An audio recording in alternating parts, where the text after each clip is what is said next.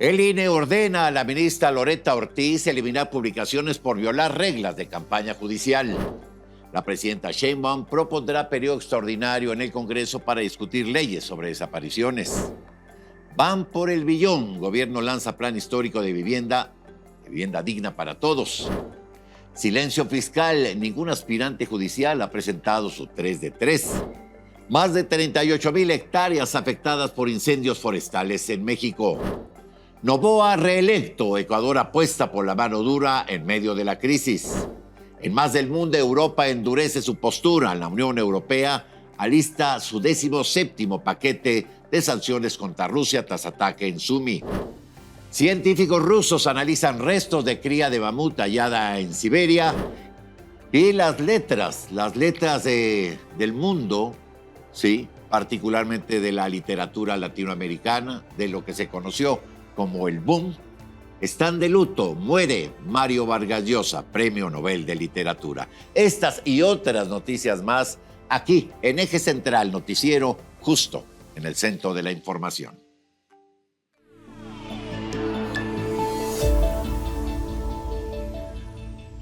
Bueno, vámonos con información. El Instituto Nacional Electoral ordenó a la ministra Loretta Ortiz, aspirante a continuar en la Suprema Corte mediante elección popular, retirar publicaciones relacionadas con su inicio de campaña celebrado el pasado 30 de marzo en la sede del Sindicato Mexicano de Electricistas.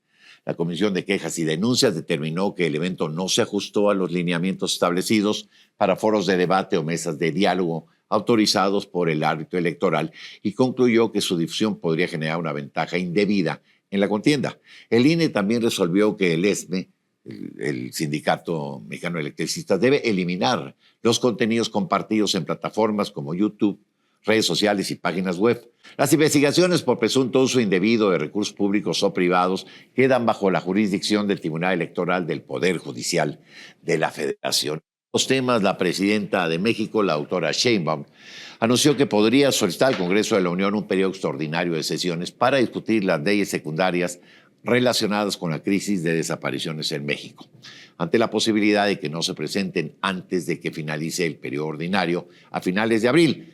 Durante su conferencia matutina señaló que se mantienen reuniones con colectivos de personas buscadoras y autoridades de la Secretaría de Gobernación con el objetivo de integrar sus propuestas en el proceso legislativo. Las leyes secundarias derivan de la iniciativa presentada por el Ejecutivo en marzo, tras el hallazgo de un presunto crematorio clandestino en Teochitlán, Jalisco.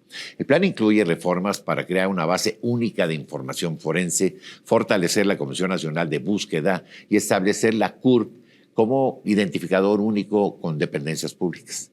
También propone alertas inmediatas de búsqueda, el aumento de penas por desaparición forzada y la publicación mensual de reportes sobre investigaciones abiertas. Bueno, déjeme hacer contacto con mi compañera, la periodista Tania Rosas, que le tiene a usted información acerca de iniciativas que ha enviado al terreno parlamentario la titular del Ejecutivo Federal de México, la doctora Claudia Sheinbaum. ¿Cómo estás, Tania?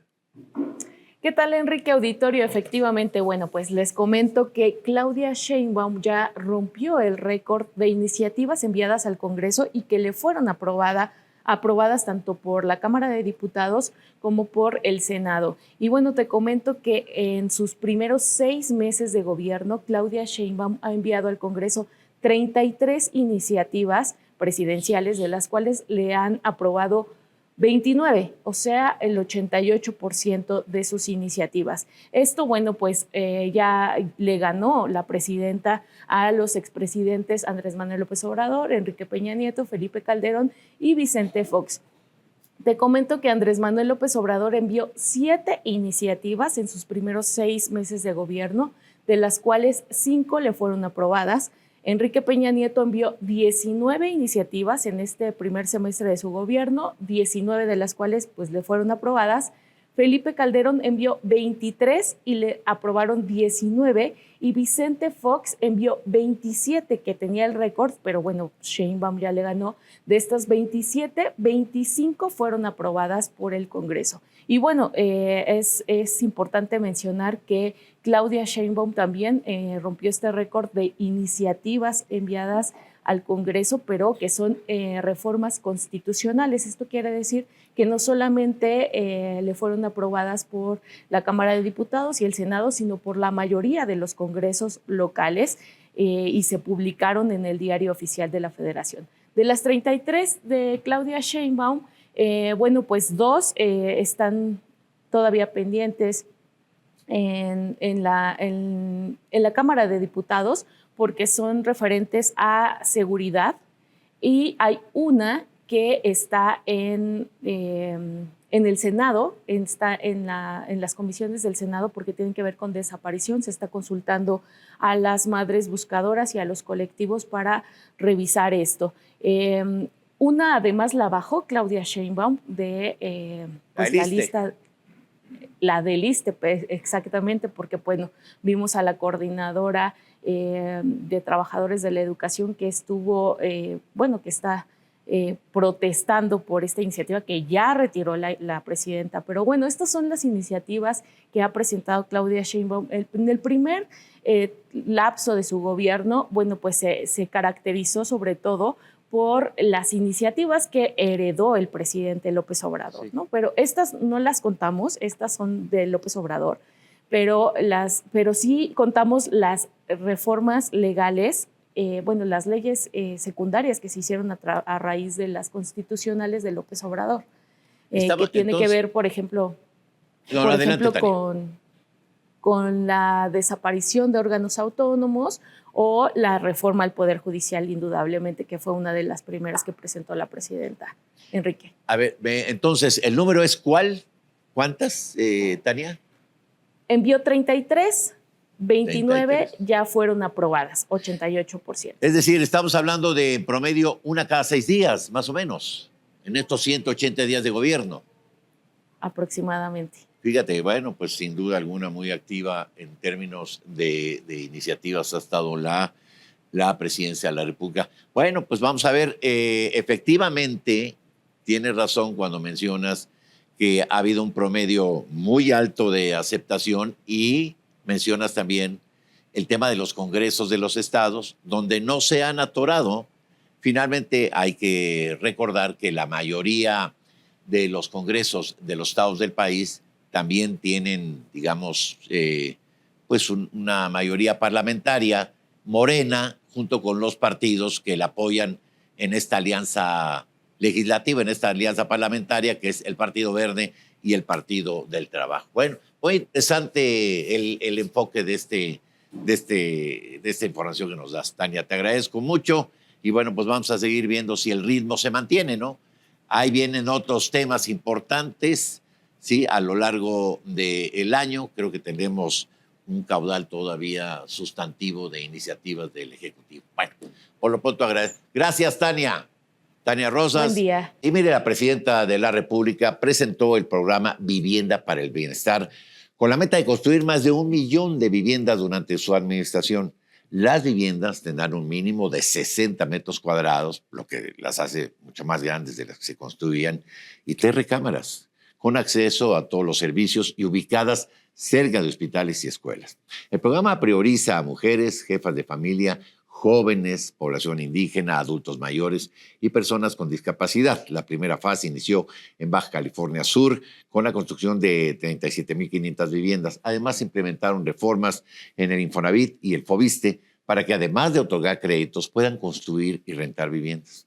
El gobierno firmó un decreto para beneficiar a 400,000 trabajadores del Estado con créditos impagables del Foviste, otorgándoles congelamientos, quitas, reducción de intereses y condonaciones de saldos. Estas medidas buscan garantizar el acceso a una vivienda digna y aliviar la carga financiera de los derechohabientes.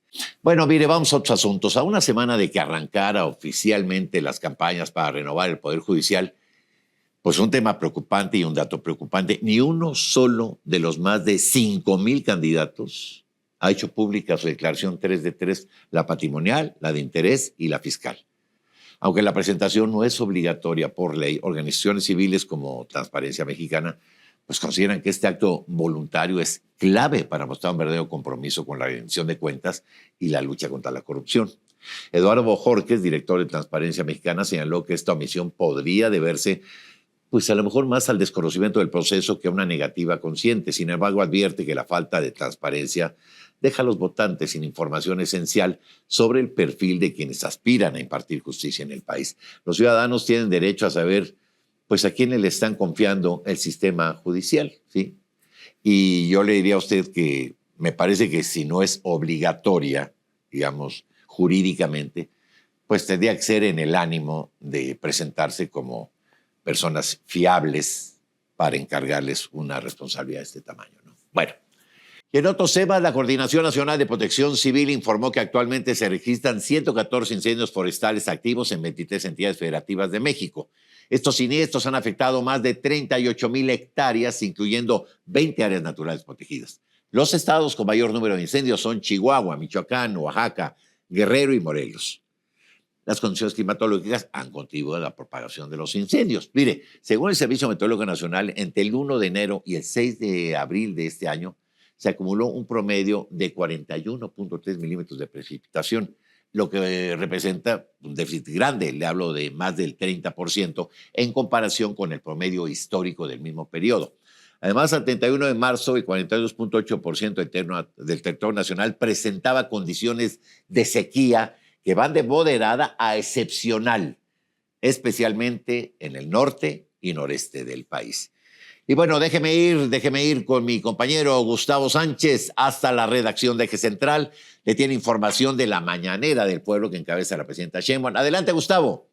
¿Qué tal, Enrique Auditorio? Pues esta mañana la presidenta Claudia Sheinbaum informó que es muy probable que solicite al Congreso un periodo extraordinario para discutir las leyes secundarias en materia de desapariciones de personas. Ella desde marzo hizo una propuesta en la materia, pero se están realizando todavía reuniones con colectivos de familiares de personas desaparecidas y se busca que se incluyan las propuestas de estos colectivos. Así es que ante la posibilidad de que no alcance a enviar todas las propuestas este mes, recordemos que el periodo ordinario concluye este mes de abril, pues ella estaría solicitando un periodo extraordinario para discutir estas leyes. En otro tema se pronunció sobre lo ocurrido en un palenque de Texcoco. Dice que pues no están prohibidos como tal los narcocorridos, pero pues sí llamó a ir construyendo, a que la sociedad rechace este tipo de presentaciones, pero dice no prohibimos un género musical, eso sería absurdo. Lo que estamos planteando es que las letras no hagan apología del delito de las drogas, de la violencia contra la mujer o de ver a una mujer como objeto sexual. Así es que se volvió a pronunciar, dice que no hay una prohibición como tal, pero respeta en el caso de los estados que sí tienen estas prohibiciones, como fue el Estado de México este fin de semana, por lo que un cantante pues no interpretó estos conocidos como narcocorridos. Y en otro tema se le preguntó cómo siguen las negociaciones por los aranceles que están vigentes, que son al acero, al aluminio y a la industria automotriz, que no entran en el TEMEC, y dice que se está buscando una baja, que no dijo exactamente cuánto es lo que se busca reducir del 25% que se está aplicando a estos productos o a estas industrias, pero siguen las negociaciones con Estados Unidos. Dice, vamos a esperar unos días. Es una disminución importante lo que se propone en estos tres, el acero, aluminio y para la industria automotriz. Así es que sigue el tema de los aranceles en la conferencia matutina. Enrique. Bueno, pues una movidita, ¿no? Se mencionó algo de cómo va a estar hacia el fin de semana, va a suspender actividades la presidenta. ¿Se dijo algo de esto? Todavía no menciona cómo va a ser esta semana en la conferencia matutina, pero habitualmente se suspende en días santos. Bueno, pues ahí está. Gracias, Gustavo. Gustavo Sánchez desde la redacción de Eje Central con lo más destacado de la conferencia mañanera. Y vamos con más. Bueno, vamos con más del ámbito internacional. Daniel Noboa fue reelegido como presidente de Ecuador con el 56,13% de los votos, superando a la candidata correísta Luisa González, quien obtuvo el 43,87%. El Consejo Nacional Electoral declaró los resultados como irreversibles, destacando una participación ciudadana del 83,76%. Noboa, quien asumió la presidencia en el 2023, ha centrado su mandato en combatir la violencia y el narcotráfico, implementando medidas como la militarización de las calles y prisiones. Sin embargo, la violencia ha resurgido con más de 1.500 homicidios registrados en los primeros 2 meses de este año. A pesar de la victoria, la oposición ha denunciado un supuesto fraude electoral, aunque sin presentar pruebas concretas. La candidata González ha solicitado un recuento de votos, alegando inconsistencias entre las encuestas previas y los resultados oficiales. Novoa, por su parte, ha celebrado su reelección como un mandato para continuar con sus políticas de seguridad y ha expresado su intención de impulsar una asamblea constituyente para reformar la Constitución del 2008. Además, busca fortalecer la cooperación internacional en la lucha contra el crimen organizado, incluyendo posibles colaboraciones con Estados Unidos y otras naciones. Y en más del mundo, la Unión Europea ha anunciado la preparación de su 17º paquete de sanciones contra Rusia en respuesta al reciente ataque en Sumi. Ahí, fue contra Ucrania, por supuesto, y este ataque dejó más de 30 civiles muertos. Durante una reunión que fue en Luxemburgo, los ministros de Exteriores de esta Europa unificada expresaron su frustración por la falta de avances hacia un alto el fuego y la negativa del Kremlin a negociar. La jefa de la diplomacia europea, Kaja Kallas, indicó que las nuevas medidas podían incluir restricciones al sector energético ruso y a la llamada flota fantasma, utilizada para evadir sanciones previas. Además, la Unión Europea ha intensificado su apoyo militar a Ucrania, superando los 23 mil millones de euros en asistencia tan solo en este año. La comunidad internacional también ha condenado el ataque en Sumi, calificándolo como un crimen de guerra y destacando la necesidad de aumento de la presión internacional. Y mire usted, científicos rusos están llevando a cabo una necropsia a los restos de Yana. Yana es una cría de mamut lanudo de aproximadamente, ya está crecidita, ¿no? Tiene aproximadamente 50,000 años de antigüedad. Bueno, Yana fue descubierta en el cráter de Batagaica, esto es en Siberia Oriental. Este espécimen, hallado en notable estado de conservación gracias a las condiciones del permafrost, mide alrededor de 1,20 m de altura y pesa aproximadamente 180 kilos. El equipo del Museo del Mamut de Yakutsk está analizando meticulosamente los tejidos y restos orgánicos para entender la biología y el entorno en el que vivió este mamut, este pequeño mamut.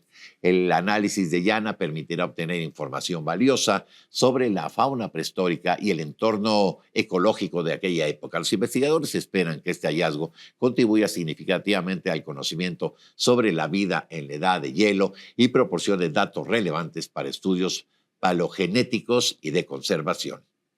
Bueno, pues vámonos ahora con Yael Hernández, que le tiene esta información de lo que está haciendo tendencia en las redes. Yael Hernández de La Lista. Adelante. Hola Enrique, buen día para ti y para toda la audiencia. Vamos con las tendencias más destacadas en redes sociales y arrancamos con Katy Perry, que fue tendencia mundial después de viajar al espacio junto a Lauren Sánchez y 4 mujeres más. Todas formaron parte de una tripulación exclusivamente femenina en una misión de turismo espacial de Blue Origin. El cohete regresó a Tierra después de 10 minutos y al volver, Katy Perry besó el suelo tejano y dijo que esta experiencia le enseñó cuánto amor hay en su interior. También fue tendencia Junior H en el Coachella. Los corridos tumbados retumbaron en el primer fin de semana del festival con miles de asistentes que corearon sus canciones en Indio, California. Tito WP y Peso Pluma fueron los invitados sorpresa y el show rápidamente se volvió viral en TikTok. Y cerramos con otra gran tendencia, Rauw Alejandro, pues el cantante puertorriqueño emocionó a sus fans al anunciar la gira Cosa Nuestra World Tour con fechas en Monterrey, Guadalajara y Ciudad de México el próximo mes de noviembre. La noticia explotó en X en cuestión de minutos. Hasta aquí las tendencias del día, Enrique, que tengas un muy buen día. Bueno, y vámonos ahora con el Servicio Meteorológico Nacional, la Comisión Nacional del Agua, a ver cómo anda el clima, ¿sí? Compañero.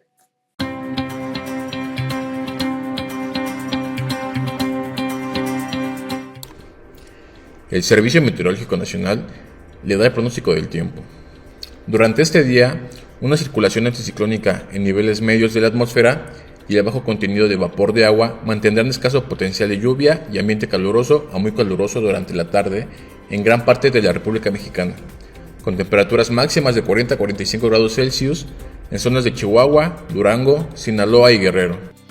En contraste, el cielo despejado durante la noche y madrugada propiciará ambiente frío a muy frío, con heladas por la mañana en zonas altas de la Mesa del Norte y la Mesa Central, debido a la pérdida de calor por efecto de la irradiación nocturna. Por otra parte, Una vaguada en altura sobre el noroeste del país en interacción con las corrientes en chorro polar y subtropical provocará descenso de temperatura y lluvias aisladas en Baja California y Sonora. A su vez, el ingreso de humedad del Océano Pacífico y Golfo de México ocasionará lluvias aisladas en Veracruz, Oaxaca, Chiapas y Tabasco. Finalmente, durante la tarde-noche, un nuevo frente frío se aproximará a la frontera norte de México.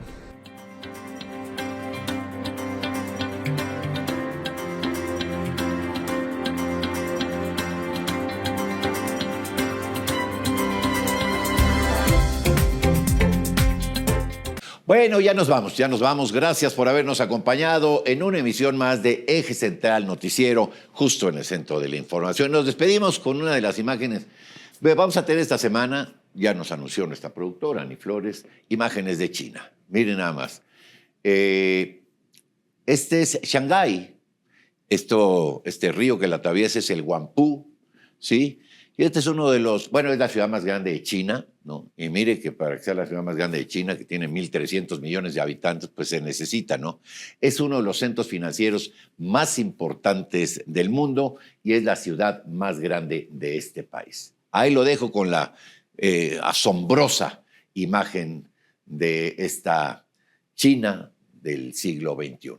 Gracias por habernos acompañado. Yo soy Enrique Lascano y en nombre de todos mis compañeros de este equipo de trabajo, que tenga usted un venturoso inicio de Semana Mayor.